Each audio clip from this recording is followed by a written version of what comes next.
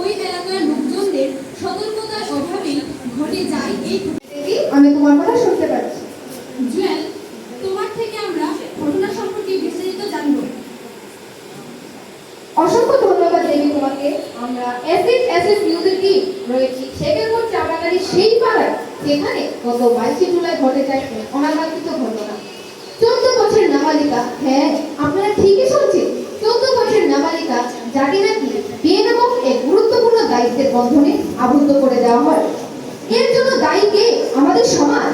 জানা যায় ওর পরিবারের আর্থিক অবস্থা সচ্ছল নয়, তাই বলে ওকে বিয়ের পিড়িতে বসানোটা কতটা যুক্তিসঙ্গত সে বিষয়ে কথা বলে নেব এই এলাকার একজন সজ্জন ব্যক্তির সাথে। দাদা, আপনার নাম? দাদা, আপনি কি এলাকারই লোক? হ্যাঁ, এলাকারই লোক। দাদা, এই অনাকাঙ্ক্ষিত ঘটনাটিকে নিয়ে আপনি আসলে এটা আমাদের বড় দুঃখের ব্যাপার যে একটা স্কুলে পড়া অবস্থাতে তার বিয়ে হয়ে গেছে, এই জন্য বাল্য বিবাহে হয়ে গেছে।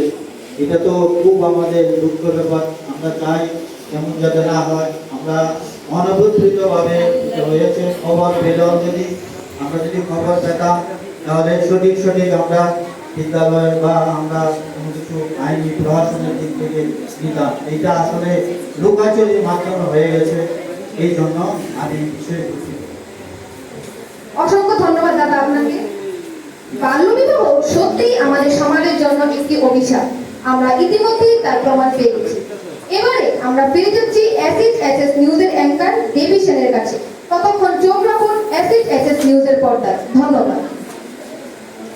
ধন্যবাদ জুয়েল তোমাকে বিস্তারিত টিএমসি শেখেরপুর উচ্চতর মাধ্যমিক বিদ্যালয়ের একাদশ শ্রেণী বিজ্ঞান বিভাগে ভর্তি চলিতেছে। যোগ্য ছাত্রছাত্রীদের বিদ্যালয়ের কর্তৃপক্ষদের সঙ্গে যোগাযোগ করার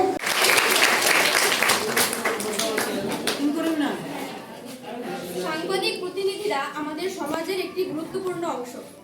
ওনারা দিন রাত অক্লান্ত পরিশ্রম করে দেশ বিদেশের নানান গুরুত্বপূর্ণ খবর আমাদের কাছে পৌঁছে দেয়। ওনাদের সম্মান জানিয়ে এবং ওনাদের অক্লান্ত পরিশ্রমকে সম্মান জানিয়ে আজকের আমাদের এই ক্ষুদ্র প্রয়াস। আমাদের এই ছোট্ট উপস্থাপনায় যদি কোনো রকম ভুল ত্রুটি হয়ে থাকে তাহলে তা ক্ষমার দৃষ্টিতে দেখবেন। নমস্কার।